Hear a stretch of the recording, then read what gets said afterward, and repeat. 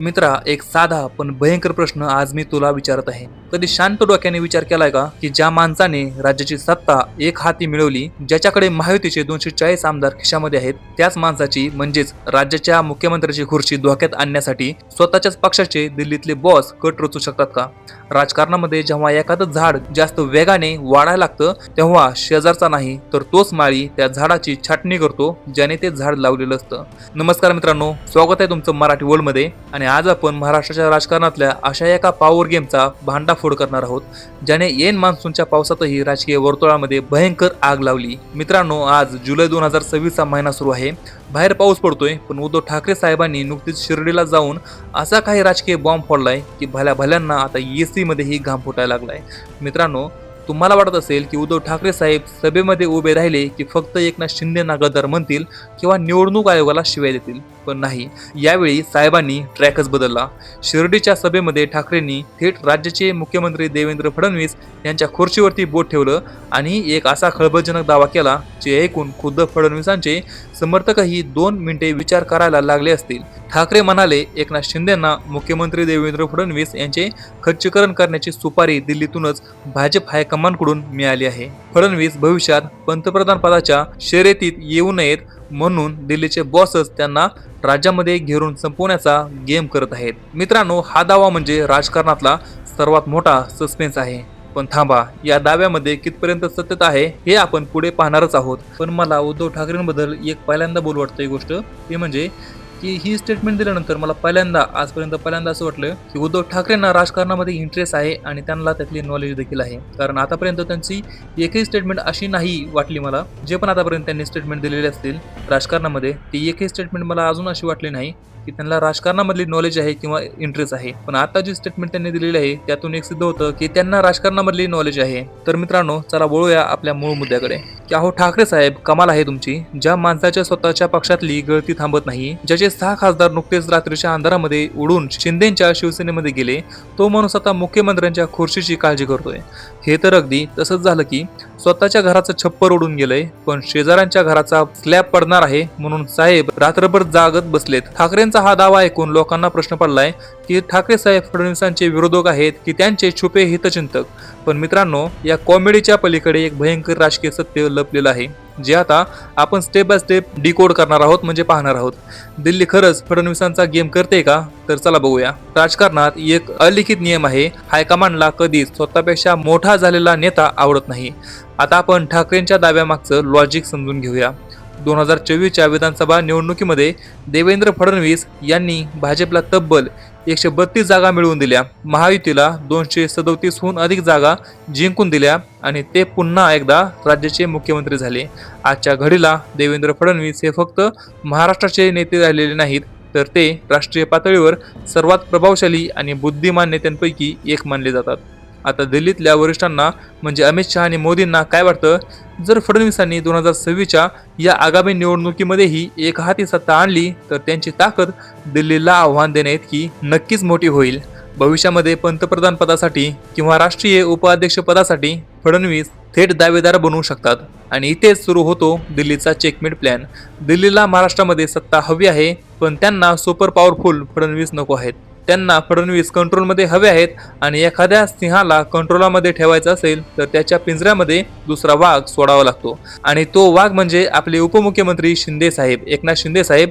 म्हणूनच दिल्लीच्या इशाऱ्यावरूनच Eknath शिंदेंना operation tiger करण्याची खुली सूट दिल्ली गेली आहे का, जेणेकरून शिंदेची ताकद वाढेल आणि मुख्यमंत्री फडणवीसांना सरकार चालवताना प्रत्येक निर्णयासाठी शिंदेंवरती अवलंबून राहावं लागेल.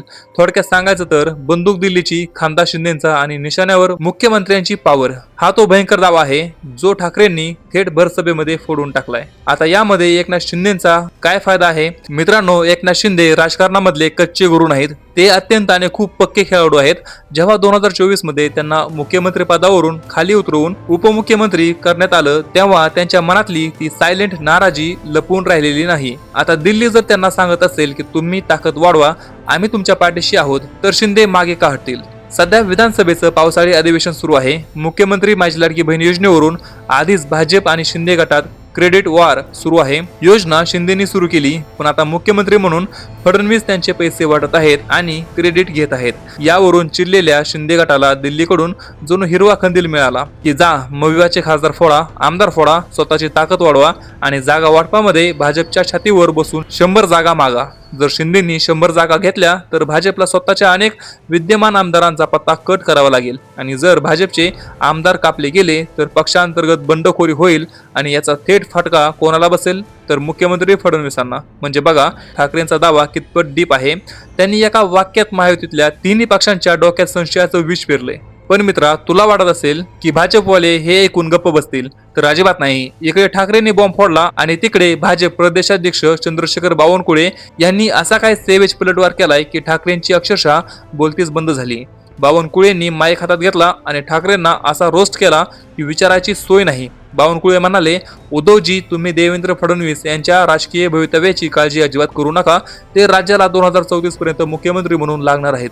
तुमच्या माहितीसाठी सांगतो, दिल्लीचे वरिष्ठ नेते फडणवीसांच्या पाठीशी खंबीरपणे उभे आहेत. पण तुम्ही आधी तुमचा तो उरला सुरला पक्ष वाचवा, जो तुम्ही आता काँग्रेसच्या दावणीला बांधून ठेवलाय. मित्रांनो, याला म्हणतात परफेक्ट पंचाने नाक फोडणे. बावनकुळेंनी ठाकरेंना थेट आरसा दाखवला. कारण सध्या मविवाची विधानसभेमध्ये काय अवस्था आहे, 288 पैकी मविवाकडे फक्त 46 आमदार उरलेत आणि 46 म्हणजे एसटी बसमध्ये जेवढ्या सीट असतात तेवढेच आमदार उरलेत. आणि काँग्रेस दिल्लीतून सांगतोय की ठाकरेंना आम्ही मुख्यमंत्री पदाचा चेहरा घोषित करणार नाही. म्हणजे स्वतःच्या घरामध्ये आग लागली, स्वतःला मुख्यमंत्री पदाचा चेहरा मिळण्याची गॅरंटी नाही, पण साहेब फडणवीसांची खुर्चीची काळजी करतायत. बावनकुळेंच्या या रिप्लायमुळे सोशल मीडियावर ठाकरेंची मोठी फजिती झाली आहे. मित्र, आता तो सर्वात मोठा क्लायमॅक्स की उद्धव ठाकरे एवढे वेडे आहेत का की ते विनाकारण फडणवीसांची चिंता करतील? नाही, यामागे ठाकरेंचा आणि पर्यायाने शरद पवारांचा खतरनाक माइंड गेम लपलेला आहे. आगामी 2026 ची विधानसभा निवडणूक तोंडावर आहे. मवी आला पक्क माहिती आहे की जर महायुतीमध्ये म्हणजे भाजप, शिंदे आणि अजित पवार गटामध्ये एकत्र आणि एकजुटीने लढली तर आपण यांना हरवू शकत नाही. कारण यांच्याकडे लाडक्या बहिणीसारख्या योजना आहेत आणि विकास कामाचं बजेट आहे. मग आता यांना हरवायचं कसं? तर इंग्रजांची नीती वापरा, डिवाइड अँड रूल, म्हणजे फोडा आणि राज्य करा. ठाकरेंना माहिती आहे की भाजप आणि शिंदे गटामध्ये जागा वाटपावरून आतून प्रचंड धुसफूस सुरू आहे. म्हणूनच ठाकरेंनी हा दिल्लीच्या सुपारीचा बॉम्ब मुद्दाम फोडलाय. याचा परिणाम काय होईल तर पहिला म्हणजे मुख्यमंत्री फडणवीसांच्या मनामध्ये दिल्लीबद्दल आणि एकनाथ शिंदेबद्दल संशय निर्माण होईल आणि दुसरं म्हणजे फडणवीसांचे कार्यकर्ते शिंदेच्या कार्यकर्त्यांना शत्रू मानायला लागतील आणि तिसरं म्हणजे जागा वाटपाच्या फायनल मीटिंगमध्ये हे एकमेकांशी भांडतील आणि महायुतीमध्ये मोठी फूट पडेल. पण मित्रांनो, हा ठाकरेंचा सायकोलॉजिकल ट्रॅप आहे. ते महायुतीच्या इंजिनमध्ये संशयाची वळव टाकत आहेत. जर फडणवीस आणि शिंदे या ट्रॅपमध्ये अडकले तर मविवाचा अर्धा विजय निवडणुकी आधीच निश्चित होईल. पण मुख्यमंत्री देवेंद्र फडणवीस हे राजकारणामधले चाणक्य आहेत. त्यांना हा गेम समजतो. आता फडणवीस या ट्रॅपमधून कसे बाहेर पडतात आणि दिल्लीच्या हायकमांडला कसा चेकमेट देतात, हा महाराष्ट्राच्या आगामी विधानसभेचा सर्वात मोठा ब्लॉकबस्टर चित्रपट ठरणार आहे.